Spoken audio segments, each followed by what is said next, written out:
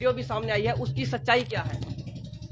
देखिए, 28 तारीख की बात है। झगड़े की जो शुरुआत हुई, हम सब शादी में गए हुए थे। सिर्फ मैं घर पे अकेला था और मेरे दो भतीजे घर पे अकेले थे। मैं नमाज पढ़ने गया, उधर से तार में कोई किसी बच्चे की पतंग फंसी और पतंग फंसने के बाद उधर से जो दूसरा पक्ष है, लड़ाई जिसने की है, नदीम और अब्दुल। आपका नाम क्या है? मेरा नाम गुलजार है। तो वो गालियां देते हुए इधर से उधर से आए। उधर से आने के बाद मेरे जो दो भतीजे थे, उन्होंने उनको कहा भाई यहाँ गाली ना दो। लेकिन उनका कहना है कि वो सिर्फ समझाने के लिए आए थे। नहीं, उन्होंने जो है ना गालियों से शुरुआत करी यहाँ। और गालियों से शुरुआत करने के बाद जब मेरे भतीजे ने उनको ये कहा कि भाई आप यहाँ गाली ना दो, तो उन्होंने उसके साथ हाथापाई और मारपीट की। और मारपीट करने के बाद और भी उन्होंने 7-8 लड़के बुला लिए। 7-8 लड़के बुलाने के बाद उन्होंने उनके साथ बहुत बहुत ज़्यादा उनको मारा। उसके बाद जब बड़े लोगों को पता लगा कि भाई झगड़ा हो गया है, तो वो लोग हमारे पास आए और उन्होंने हमारे को ये कहा चलो जो हो गया हो गया। थोड़ा सा हमने भी ये सोचा कि भाई झगड़े को बढ़ाना नहीं चाहिए, इसीलिए हमने उनकी बात मानते हुए, और थोड़ा सा हमें डर भी था क्योंकि वो समुदाय में ज़्यादा है, तादाद में ज़्यादा है, इसलिए हमने उनकी बात मानते हुए। तो 28 तारीख को डायल 112 आई थी और फैसला हो चुका था। फैसला हो चुका था जी, क्योंकि वो हमें थोड़ा सा डर भी था और इसी कारण हमने उनकी बात को मानते हुए हमने फैसला कर लिया कि भाई चलो बात को नहीं बढ़ाते और बात मान जाते हैं। कोई बात नहीं, हमारे बच्चों को चोट लगी है, हमने बर्दाश्त कर लिया। लेकिन उसके अगले दिन ही जिस पक्ष ने हमारे साथ मारपीट की थी, वो हमारी गली में से आते और बुलेट पे आते और बार बार कुछ ना कुछ कमेंट पास करके जाते थे।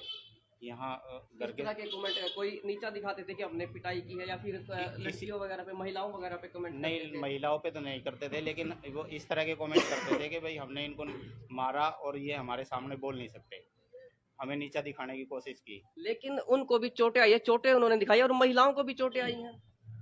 वो महिलाओं को चोटें हमें नहीं पता किस तरह आई है, क्योंकि हमारे यहाँ से कोई भी हमला करने के लिए वहाँ नहीं गया। और वो बड़े आरोप पर छेड़खानी के भी लगा रही हैं।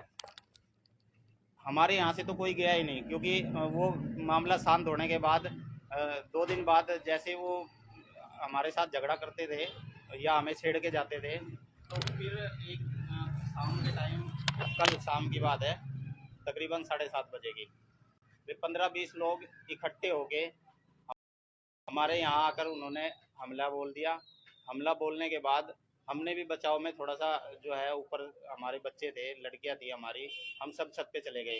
छत पे जाने के बाद थोड़ा बहुत हमने कंकर कुंकर फेंकी, पत्थर वगैरह फेंके। वो क्या लेकर आए थे हमला करने जो आपको पत्थर फेंकना पड़ा? वो तलवारें, डंडे और काफ़ी हथियार, धारदार हथियार भी उनके पास था। फिर उन्होंने क्या किया? अब वो उन्होंने यहाँ आके जो है ना हमला हमारे ऊपर कर दिया। तो इस एवज में उन्होंने जब हमने पत्थर फेंके, तो उन्होंने भी हमारे ऊपर बहुत सारे पत्थर, ईंटें इसी फेंकना शुरू कर दिया। चलिए, ये बात आप मान रहे कि आपकी तरफ से भी पत्थर फेंके गए थे।